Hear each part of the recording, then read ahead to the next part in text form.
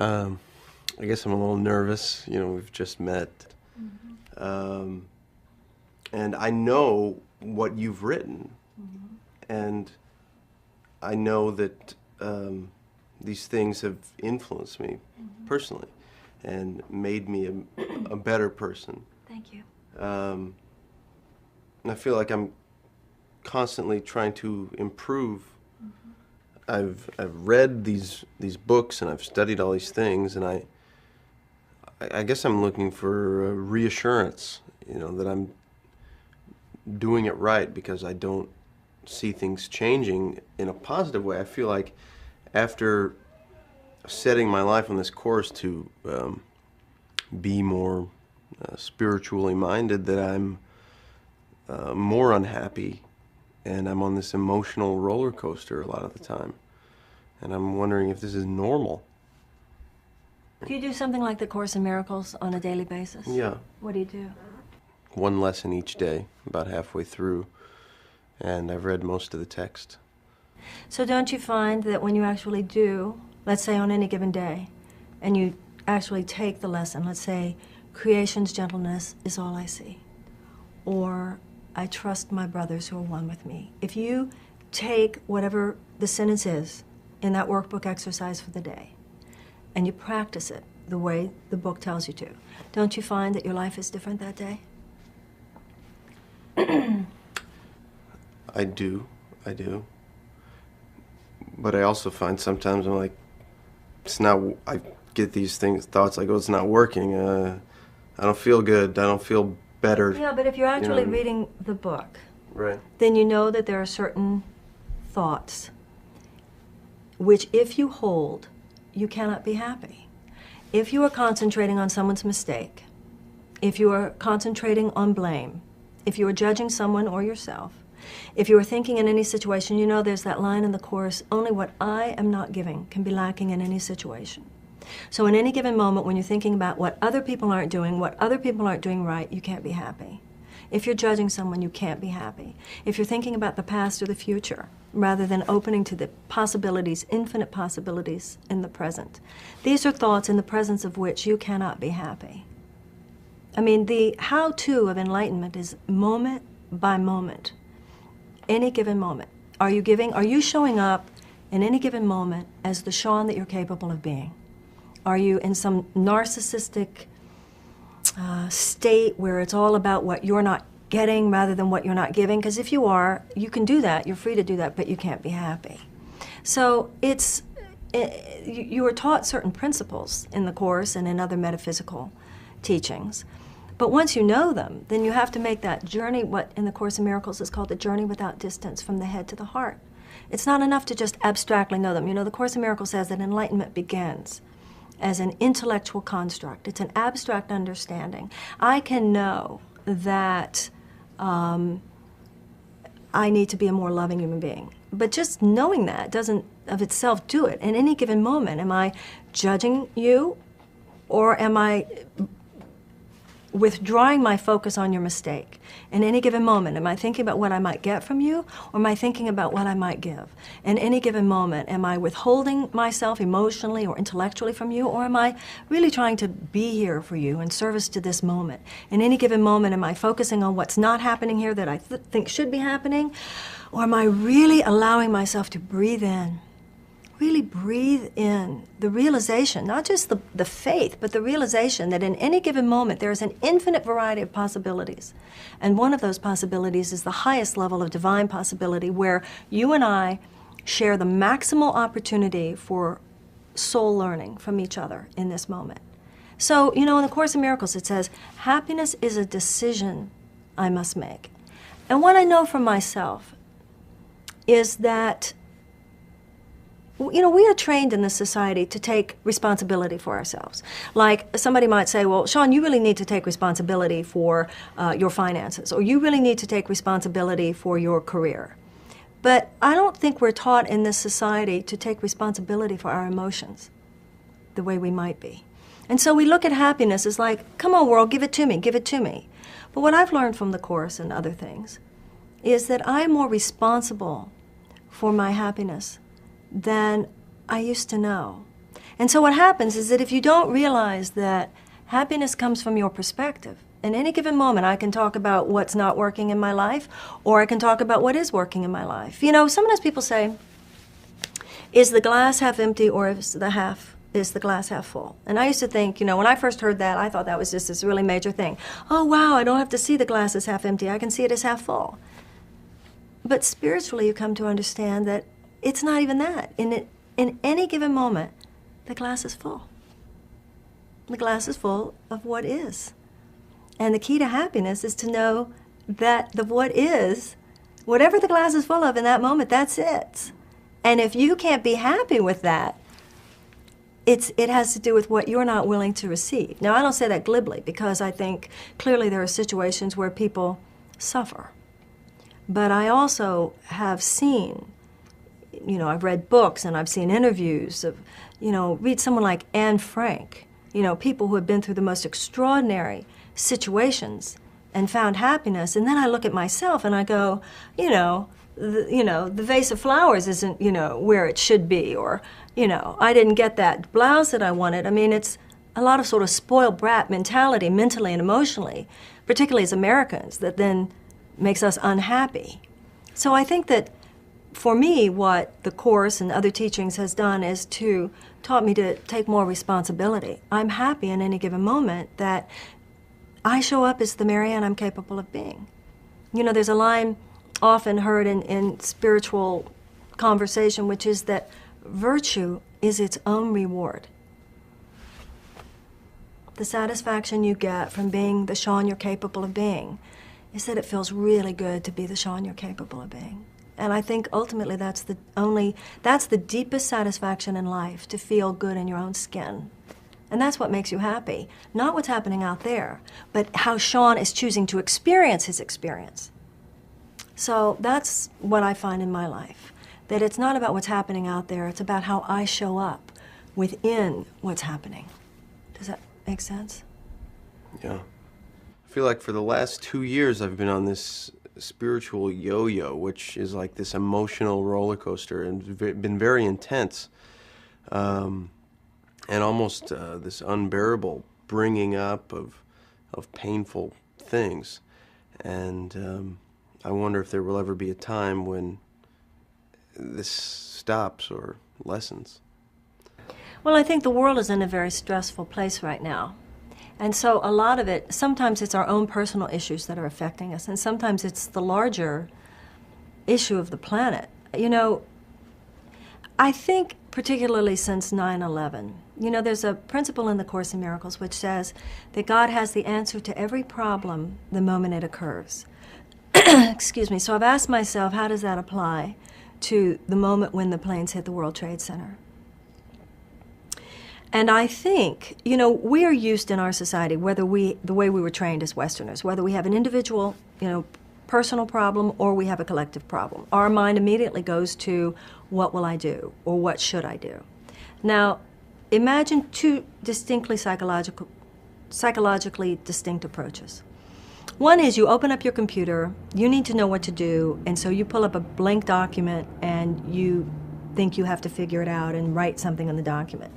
The other approach is to assume that there's already a file, and your job is not to create a new file, but to download one that already exists. And that file, in this analogy, is a file that would be God's will. And God's will, okay, the planes hit the World Trade Center, there is, in that moment, a plan that emerges from the mind of God, and that plan is for the healing of the world. However, God can't do anything except through people. He can't do anything for us that he can't do through us. God is the electricity, but we're the lamps. So, the world as we experience it, whether it's your private life or our planetary existence, is a reflection of the people that we have been. You with me? So if we want the world to change, we have to become new people. So here's the human race on a suicidal rampage. That's what's happening right now. The war on terrorism, the biological desecration. There are so many stress factors on the planet right now. It's like the human race is hurtling towards its own destruction sometimes in a certain way. So God's plan is for us to become the people who have the level of wisdom and intelligence necessary so that, number one, we can download the file, which is our higher minds and our higher wisdom and higher intelligence. And we have to become the people who, even if we can discern what it is we're supposed to do, have the intelligence, style, wisdom, maturity to be able to do it. So what I'm trying to say, Sean, is that it is a universal imperative right now for you to become the man that you're capable of being as quickly as possible, and for me to become the woman I'm capable of being as quickly as possible.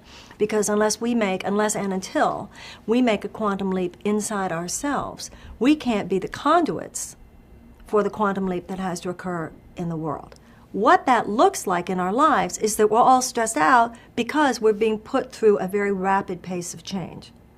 Are you with me? Kind of like the way it appears to me, just looking at people and experiencing my own life, is that any issues that I've pushed to the back of the closet, as it were, you know, kind of like you do in your room sometimes, and you say, you know, I'll get to it later, even though you don't really know if you ever plan to.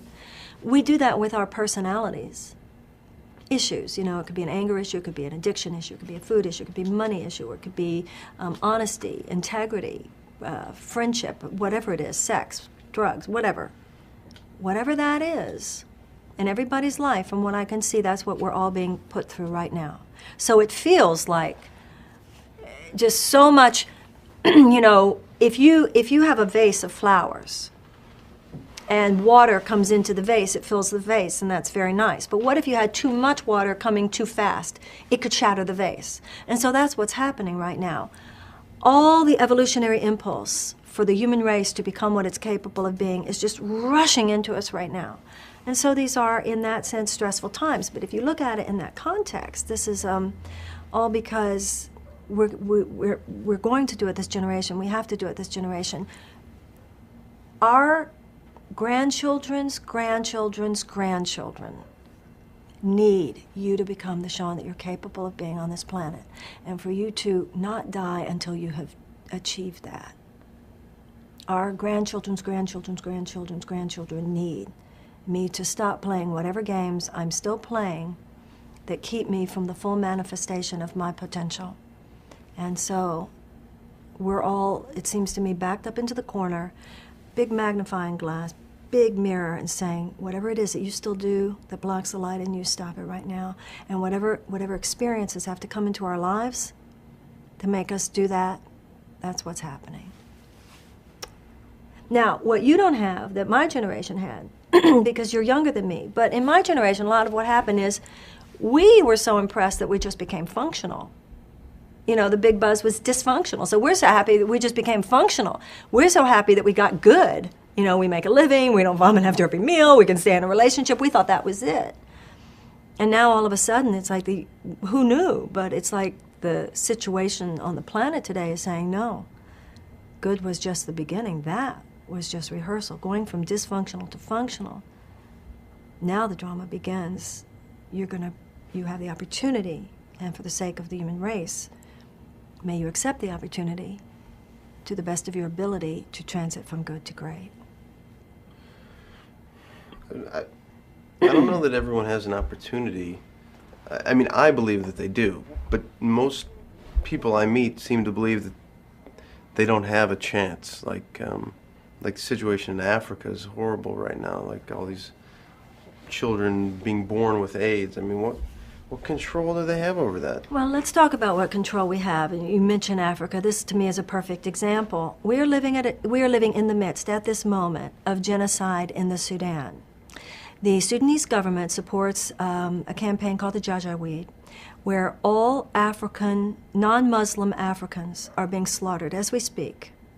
We know that probably over 75,000 men, women, and children have died already. This is just like Rwanda all over again.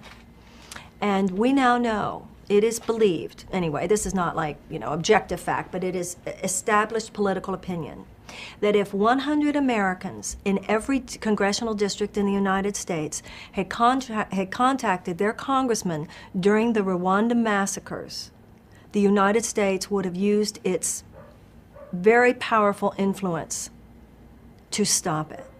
Now, what's happening right now in the Sudan is that there are things that could be done, but there is not the kind of pressure on Congress that would make Congress and influence the United States Congress to use the weight of the U.S. government to help that situation. So when people say, you know, there's nothing I can do. Well, if all you're doing, you know, is spending your time thinking about, you know, whether Brad and Jennifer, you know, get divorced and things like that, and not like looking on the internet and reading about things like the Sudan, you have the media, which is basically the handmaiden with the government and putting things, you know, up in the middle of the, you know, attention, the landscape of the American attention span, which is not things like what we can do about the Sudan. So anybody who says, what can I do, isn't reading, isn't choosing to be engaged, because that's an example of what we could do. Even AIDS in Africa. There are thousands of children every day in this world who die of entirely preventable diseases. There are thousands of people on this earth who die of hunger every day. There are 11 children in America who die of gun violence every day. So for the average American, this is an example, Sean, of our own narcissism. This is an example of our own incredible, and this is how the rest of the world sees us too. It's like, what are they thinking about? The things we allow to take up our time and our attention. So that's just actually objectively, politically, sociologically, and historically wrong to say there's nothing I can do. There's plenty we can do. You know, every American should have, you know, the phone number of their congresspeople, the phone number of their senators on their refrigerator. And we, you know, too many of us, we've lost, we don't remember what we learned in civics in the 7th grade. And so that's the issue. There's so much that each and every one of us can do to contribute. Now, I'd like to say one more thing about that. In Buddhism, you know, that's another part of just the way the American mind has been trained. You know, we want it and we want it now. I know so many people who were completely disengaged from politics for decades. All of a sudden they woke up, they're engaged, and they didn't get what they want in 1 or 2 election cycles, and they're totally cynical, like we failed. But, you know, the early abolitionists didn't live to see the abolition of slavery. The early suffragettes didn't live to see the passage of the 19th Amendment. Susan B. Anthony did not live to see the passage of the 19th Amendment. But you know what? In Buddhism, there is a tenet that your karma is not based on what you achieved in this life. It's based on what you were trying to achieve on the day you died.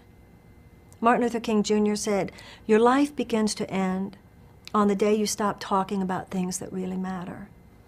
So with all love for my country and all love for my culture and all love for my generation and for yours, we're such spoiled brats. Every time we say, what can I do? I can't make a difference.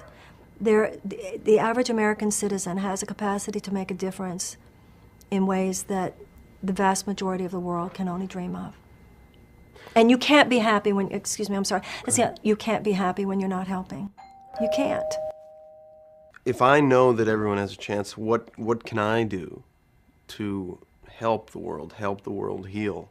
Because we know there's obviously a problem. First of all, the whole idea metaphysically is that there's only one of us here. All minds are joined. And scientists tell us that when a butterfly flutters its wings in the South Pole, near the South Pole, this affects wind patterns near the North Pole. The same is true of consciousness. Anybody's thought shifting affects the field of thought of the entire human race. So that's why in the Course in Miracles it says, miracles affect situations you have no idea about. So you cannot possibly judge how your forgiving in a situation might have an effect. It's all on invisible planes. When you were talking about metaphysical changes, I mean, that's the word metaphysical, greater than the physical. You know, the world of as we know it, the world that the senses perceive, is the realm of effect. The realm of consciousness is the realm of cause. So when your consciousness shifts, you have an ability to affect situations in a way that you have absolutely no idea about. Now, your describing other people as hurting is in a way your judgment. You are, by definition, from a spiritual perspective, sent into every situation that you find yourself in to be the light. So each and every one of us, as the Course in Miracles says, the Holy Spirit has a highly individualized curriculum for every human being. So that means that you are sent into the circumstances, the situations, the relationships, the projects, etc., where your light might cast out your corner of the darkness.